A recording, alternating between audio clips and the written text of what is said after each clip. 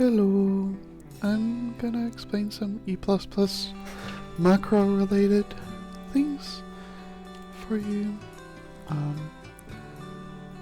Made after like a question for it, and figure I might just maybe put it on YouTube.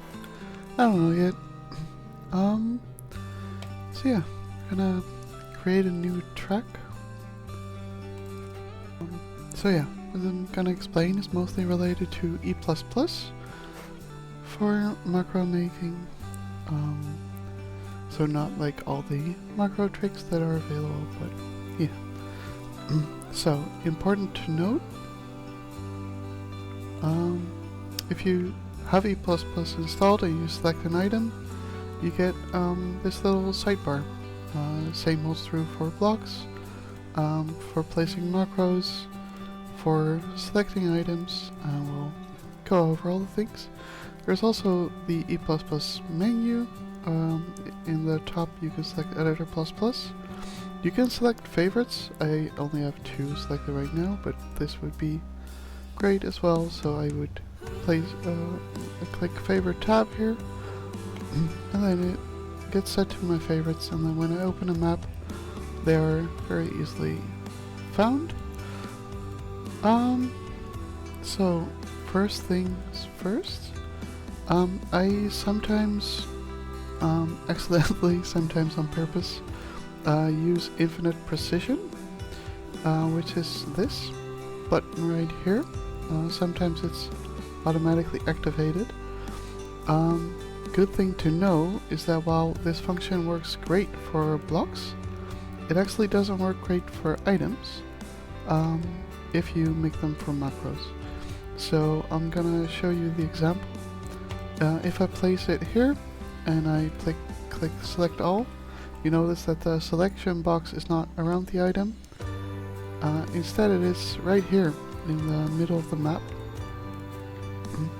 So what I always like to do is I have like a map base ready for this already for myself, but I'll show you how to make one. Place like the select air mode. No, I missed it. I think it's here. Yeah, so that's it. Now you know exactly if you want to use infinite precision on an item, that the selection box will be where your macro actually is. And now that we have this block, I have a great opportunity to show you another very important function.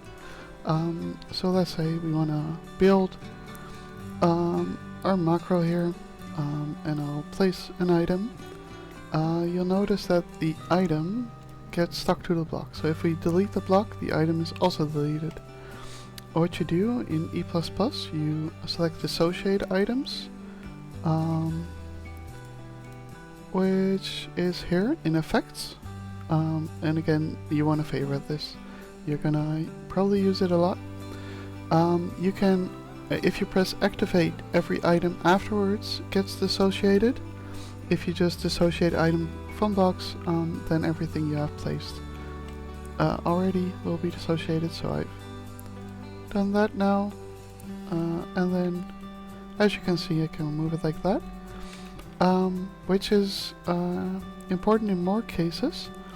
So let's say you have like this road, and you want to place these little fences.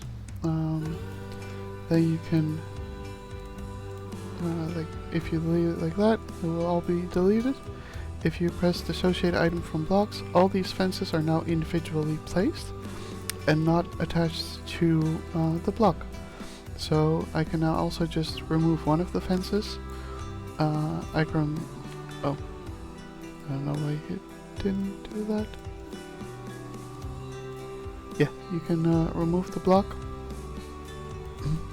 And then you just have these fences, and those can be apart, for example, so you can like select them, and if you want you can save, and then it's pretty useful to have like a folder for your parts, to place the little parts that you'll use in macros.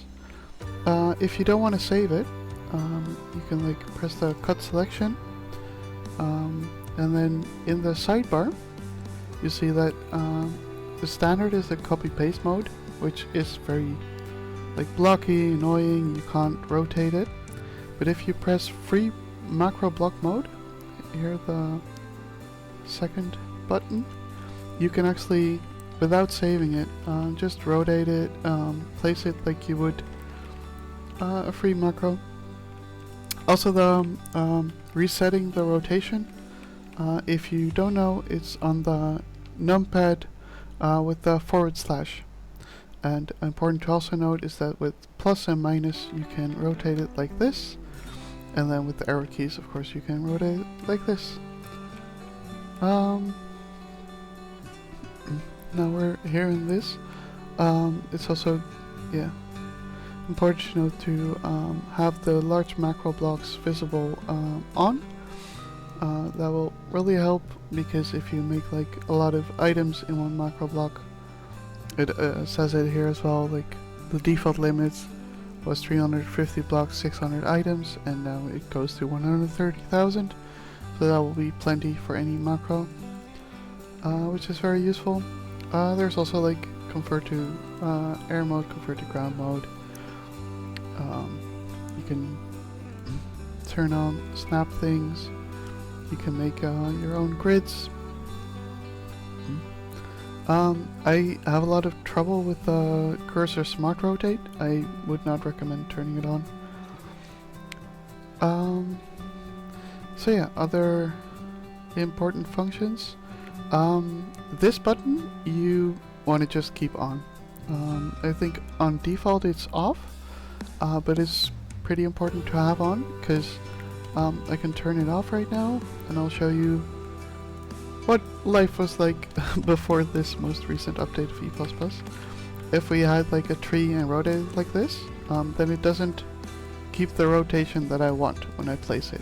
You see, like, it goes for like random rotations and sometimes random places in the map, which is very annoying.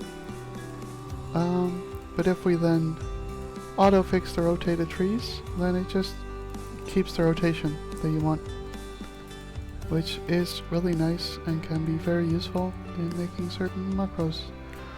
Yeah, you can definitely look through all the options. They help a lot. Again, if you use this one, make sure you have placed this as a base to know where it will be.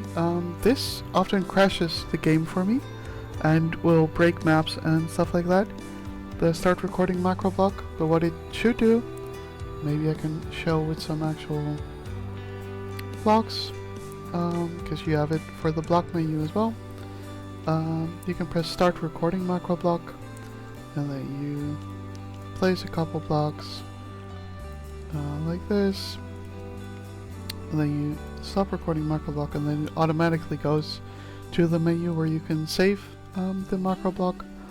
So you can just press save, it will go to this menu, and then you have it saved, and then or if you, I did not press save, but if you press save, and then you can repeat it over your map, which is good if you're like making scenery for a route. That is very useful. But again, like sometimes it will break maps, so do make sure you have the map saved beforehand, and that afterwards you don't save the map with the same name, but with like put an extra number there or something, because sometimes when you reload the map, all the blocks, for example, will be gone. So don't overwrite the map file after you have started recording the macro block. And yeah, like in general, I most often don't make my macros in a map I'm doing scenery for. I like to just use a map base like this, and then eventually press like the select all button. Also, if you already had something in like the inventory from this, you first have to reset selection, and then you can select all again. Oh, you also have the resume macro block and new macro block recording, which can be used, yeah, if you want to use that function. Very important function as well is jitter, or at least I don't know how many other people use it, but I use it a lot. I usually turn off the rotation jitter. I don't use it much, but if you want to have some random rotations, you can use this as well. But this is what I find most important. So position offset I'll just show it by hand. I'll put this at 1 for clarity's sake, but normally I use like 0.05, and I'll explain why in a minute. Okay, so I have now selected position jitter with only the position offset for the y-axis. So that will be the height.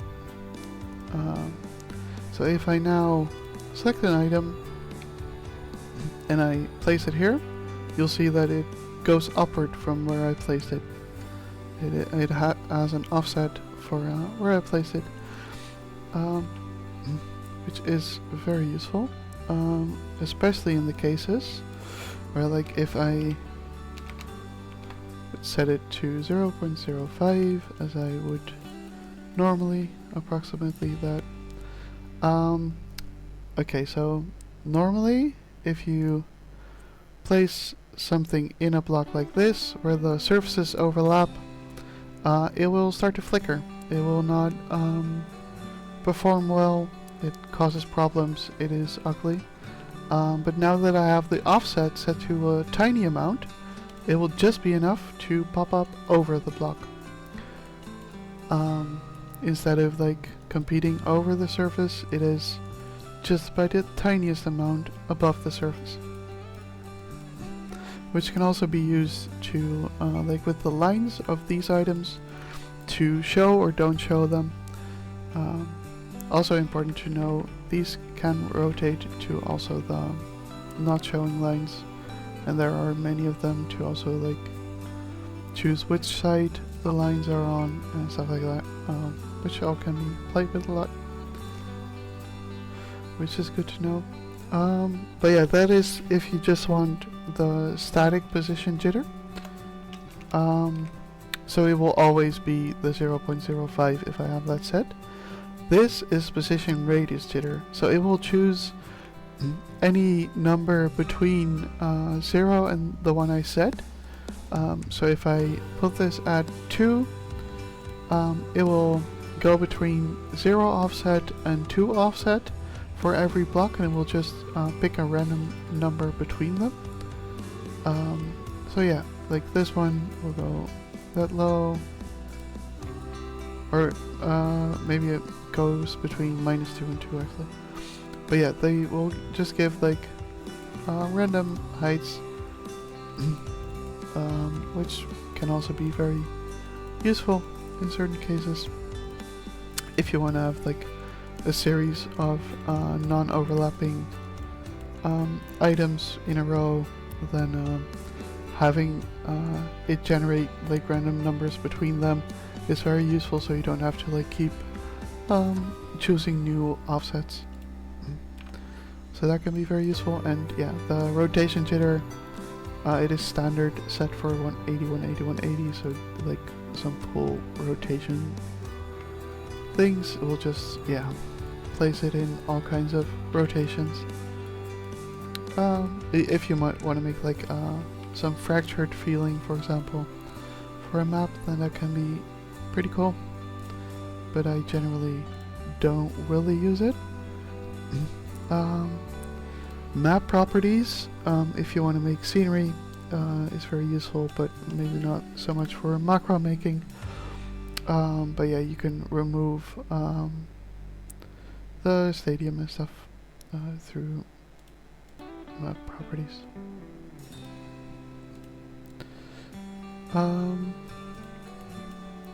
If you want to remove the stadium, you have to save the map first though. That's why it didn't show up now, but I can quickly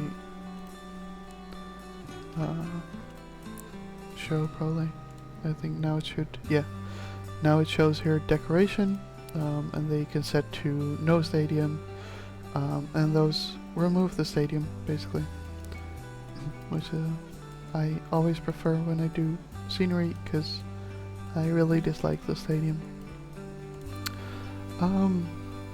What can be cool as well is the repeat item function, but it can be very intimidating.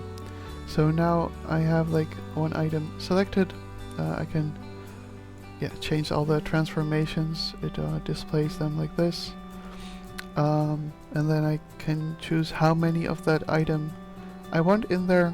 So now it is set for 100, so if I then press the create 100 items, they're now created and they create something like this. But you can basically choose the entire form, but it is pretty intimidating sometimes to do. But it can be really cool, you can make some really cool stuff with it. Other important stuff is picked item. To pick items for E++, you basically control hover over it. You place an item, you hold control, and then you hover over it. You can also, like when you do that, if you click, you select the item that you were hovering over.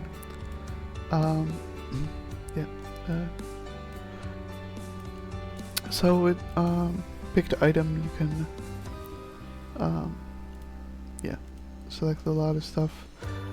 If you have current item, you can also like turn off the snapping if you want to have the specific item not snap to anything. You can also use it to create stuff like fences. So if we place this little terrain, and I would want, I don't know, this item to snap to it, I go like this. This is all a little bit trickery, but yeah, you go to the current item, press, for example, flag, go to layout, put it on 2, I think is the one.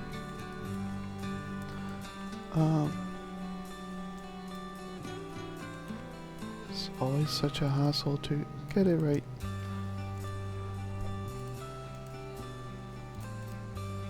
Oh wait, you first had to delete that as well.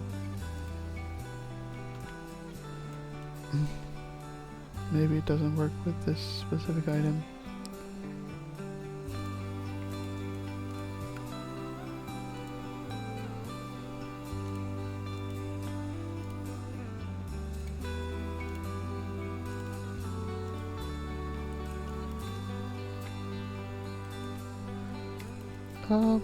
Or is it the block?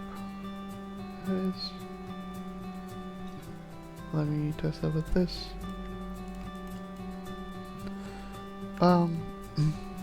Yeah, that was the block. So here you see it snaps just like the flags in this case would, because I have it set for the flags.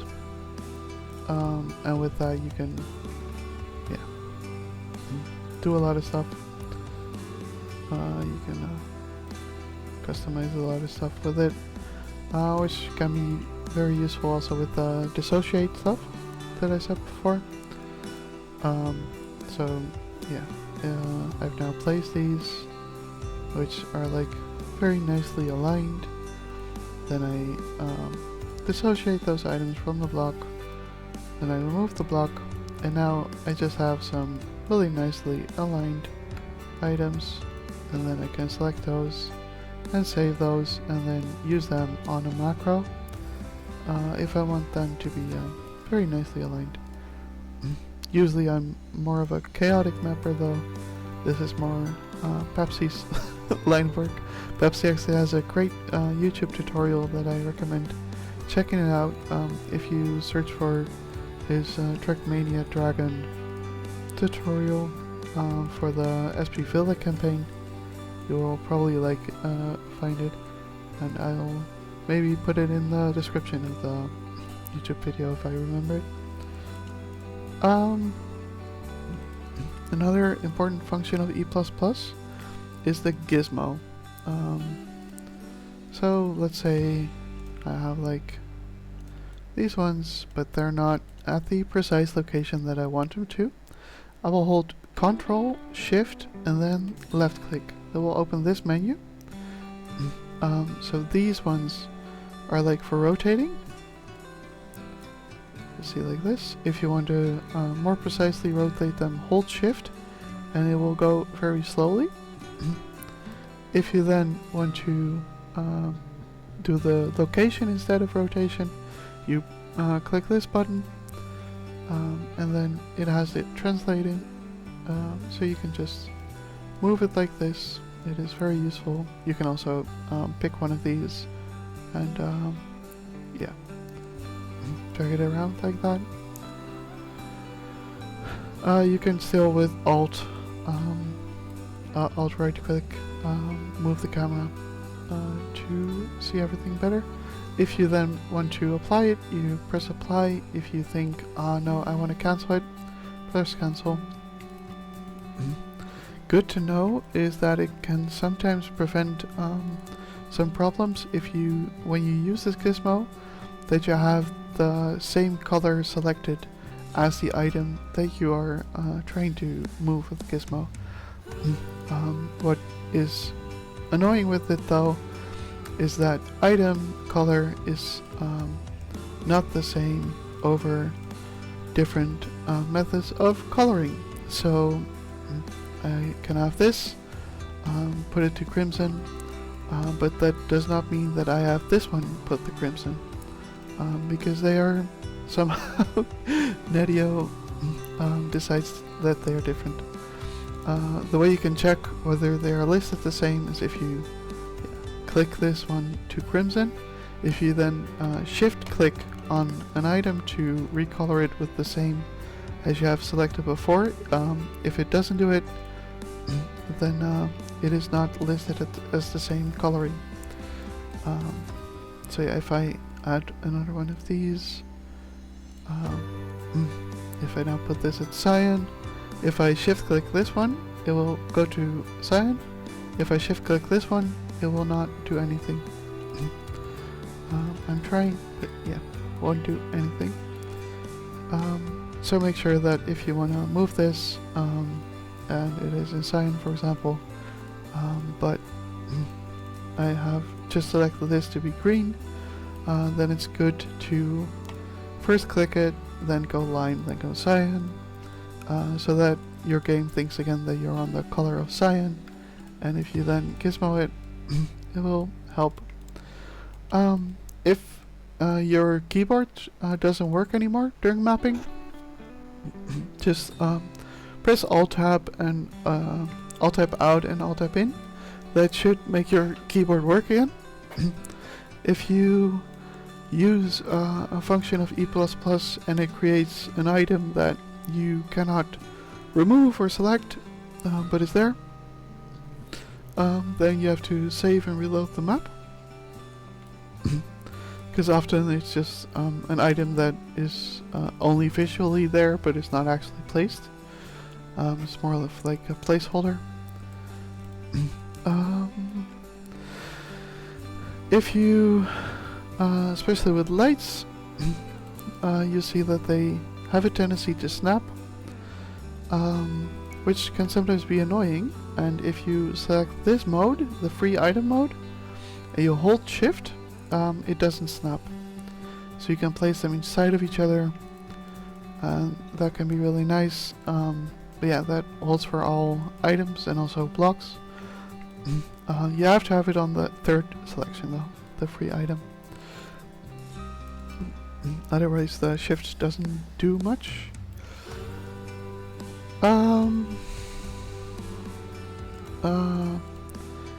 A cool application of the shift with light items is you'll see that these are rounded sometimes, which means that you can make them overlap in ways that can be fun. So yeah, like this, it will give the little roundings, and then you can make little pupils, for example. So then we put these two off, gizmo them, and then you'll see that they'll interact differently depending on the rounding, and so the specific placement. Sometimes even for the circles, the rotation can still change a lot about how it specifically interacts. So you'll see the outlines where it's competing for the surface are different depending on this. So yeah, play around with that a lot. That is very cool and very nice for certain applications. Also, cool fun fact, these wooden blocks, if you ghost or free block them, you can select to have only pillars. A lot of people don't know that, but that's how you can use pillars in your scenery applications, and you can of course hide certain pillars, especially if you use this one, to make it look like there is just one of them. That is very doable. Same holds for the castle blocks. You have yeah, just these bricks that you get in a couple of shapes, which can be useful as well.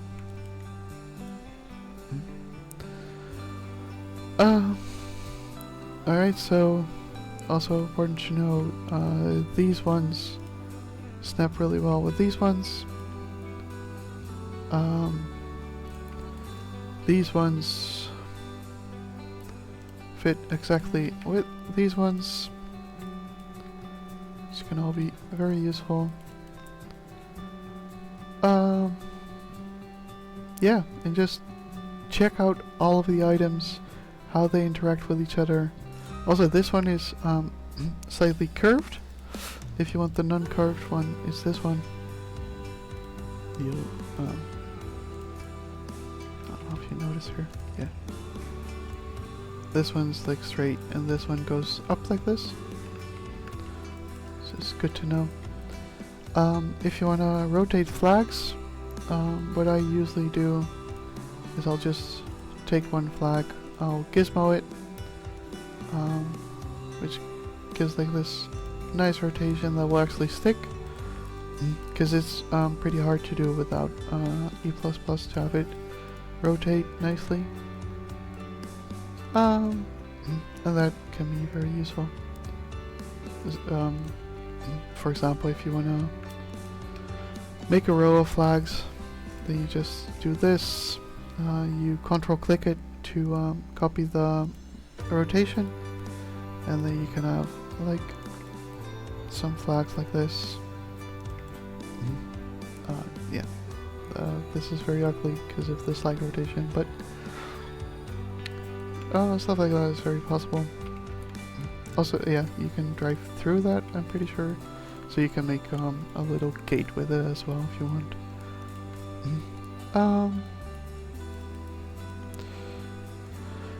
Is there more E++ that I should mention? This one, yeah, I don't know much about the light mapping. I still need to figure that more out. I don't know. I hope this will give you enough indication of what is possible. This is pretty useful as well if you want to be very precise and symmetrical. You can like increase grid size and decrease grid size. So you turn on grid snap, and then yeah, like enable grids, and it will be more consistent where you place things, basically. Yeah, you right click this and then it'll help. But I'm not very precise, so I don't really use it that much. I'm more chaotic. Also, you can use snappings of certain blocks to also rotate more, or like corners or stuff, or blocks to rotate more precise if you want to make like a precise circle, for example.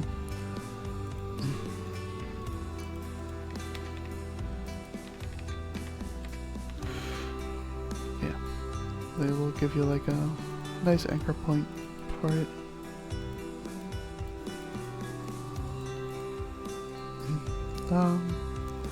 There is also a thing to, you can set the time of day of your map more precisely. You have some utility stuff.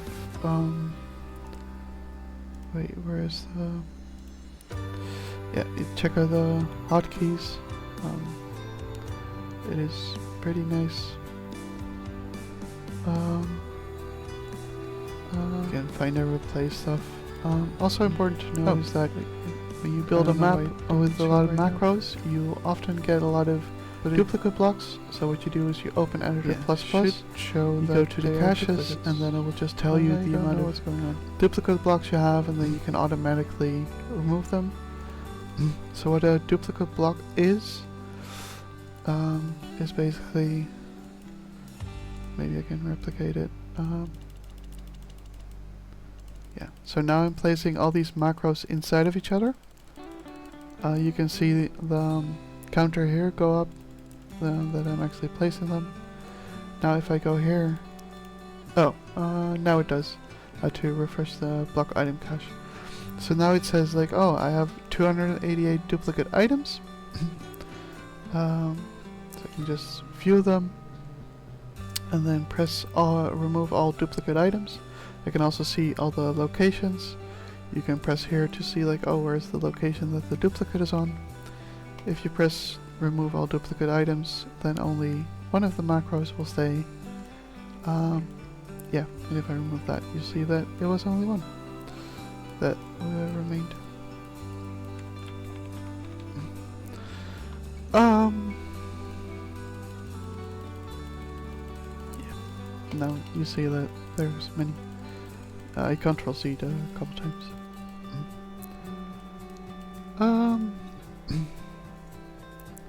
I don't know. There's also, yeah, stuff where you can remove the guiding stuff while mapping, so you don't have the annoying arrows and yellow stuff. But that's less applicable to macros. Yeah, I hope this all helps.